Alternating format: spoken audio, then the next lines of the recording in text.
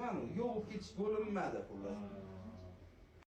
Xo'p, men bitta aytaman, bu yerda bemor yotganlar, o'sha YouTube'ga qarab operatsiya qilgan bemor, yuzlarini ko'rsatmayapman, o'ranganlar. Opa hozir jalba qilyaptilar, aytyaptilarki, bularni shuncha bo'lgani uchun chorniy spiskaga tiqib qo'yishibdi, vrachlar kirib obxotam qilmabdi. Ertalab qilinadigan antibiotiklari hozir qilinyapti. Va bu yerda umuman yotgan bemori yonida yotgani uchun bu qizdan xabar ham olinmayapti. Kimga murojaat qilishim kerak deyapti. Bu qiz hattoki nech pul to'lab yotyapsiz? Ha? 20 million? 20 million pul to'lab yalanyaptilar. Ertalab qiladigan antibiotik mana orada 12 soat emas, qancha vaqt o'tdi bilmadim. Vrachlar chorniga tiqib qo'ygan. Bu bemor reklamadan kelgan. Uyga qo'yilgan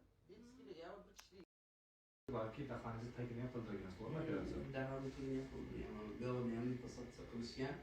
Buyoqdan gapirayotganimda bilmayman, sezishdimi yo'qmi? Og'zim qichayib qo'ygan. No, mana o'sha после operatsiya подписчиklarim 10 kun davomida juda ko'p kommentariy kelgan. Uning og'zingiz qichayib qolgandi. U paytda endi men после operatsiya holatda anaqa bandaj taqotidim menga. Men o'shani hisobiga degan fikrda bo'lganman. No, уже mana og'zim qichaygan. Buni-ku вообще gapirayotganim, bunga o'tayotganim ham yo'q. Bu og'iz qichayishiga hozir qorinda hamma anaqa bor, e'tiborim, fikrim. Bu narsani umuman gapirib chiqqan joyim ham yo'q edi. Hozir sizlarda birinchi marta so'raganingiz uchun buni gapiryapman.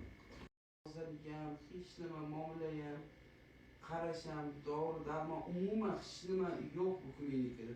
Shu klinikani juda bir kuchli, juda eng kerakli joyda tekshirishni, bu klinikani xalqimiz uchun ular ko'p tekinga aksiya deydi, odamlar tekin degan joyga o'zingiz bilasizlar, sharoit yo'llar ko'p boradi, kerak bo'lsa shunaqa holatlarda tavakkal qilib ham boradi iloji yo'qligida. Yopishini xohlayman men bu klinikani umuman.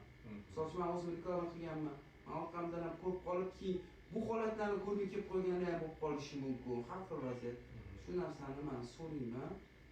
Bu klinikani mana shu holga olib kelgani, meni davolab, mana oyoqqa qo'yishini bular именно shu klinikadan men talab qilaman. Shu narsaga menga yordam berib, chora ko'rishib, qonuniy chora ko'rishligini men shu narsani qo'llamayman. Mana ko'plab fuqarolarimiz bugun ortiqcha vazndan xalos bo'lish maqsadida operatsiya qildirishmoqchi bo'lishadi. Shu o'tgandan keyin esingizdan chiqadi, yana qoramiz shu narsa ham menga dars bo'lmaydi, mana ahvol, mana ikkinchi dars o'sha xalq uchun, mana men ikkinchi dars, lekin men uchun ham misol uchun 2-3 talab darsda bo'lgan. So'radim, aytaman, 1 oy 2 oydan keyin odamda umid bo'linadi, qo'rquvlar ketadi, mana qoldim. Chiqachon bu narsani qilmaydi umuman. Shu narsani qo'lingman, tabiiy undan ko'ra dietani olish kerak ekan. Rahmat.